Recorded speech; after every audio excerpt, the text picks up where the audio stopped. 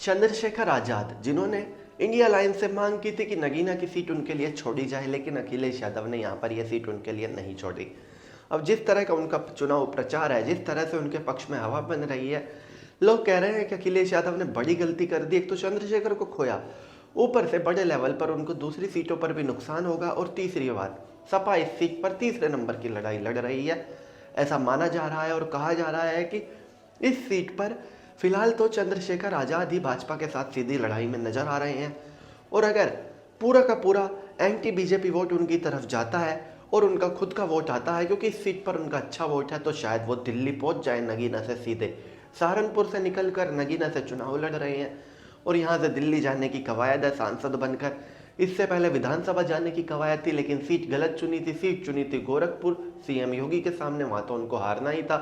जमानत जब्त हो गई थी, 7,500 वोट मिले थे, दूसरे नंबर पे भी नहीं आ सके, तीसरे नंबर पे भी नहीं आ सके। लेकिन यहाँ पर केस उल्टा है, ये उनका इलाका है और वो पिछले 2 साल से इस सीट पर तैयारी कर रहे हैं। ऐसे में अगर वो जीत जाएंगे तो बहुत ज़्यादा हैरानी नहीं होगी, और अगर वो हारेंगे भी तो दूसरे नंबर पर रहेंगे, ये बात ऑलमोस्ट कन्फर्म है।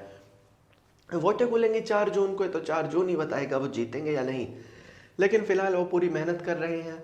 सरकार ने उनको वायु सेना की सुरक्षा दी है, क्योंकि उन पर हमले होते रहते हैं। और वहीं सोशल मीडिया टीम उनकी काफ़ी मजबूती के साथ चुनाव लड़ रही है सोशल मीडिया पर। और उनके पक्ष में सबसे बड़ी बात यह है, पूरे देश से उनके समर्थक आकर नगीना में डेरा डाले हुए हैं उनका चुनाव प्रचार करने के लिए।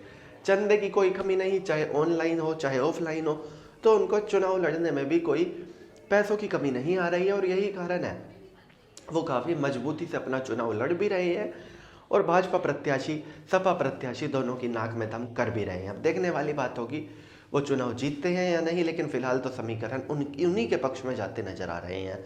तो चलिए दोस्तों, मैं राहुल दहिया, फिलहाल इस वीडियो के लिए इतना ही। आगे भी इसी तरह की वीडियोस के लिए बने रहिए मेरे साथ। धन्यवाद।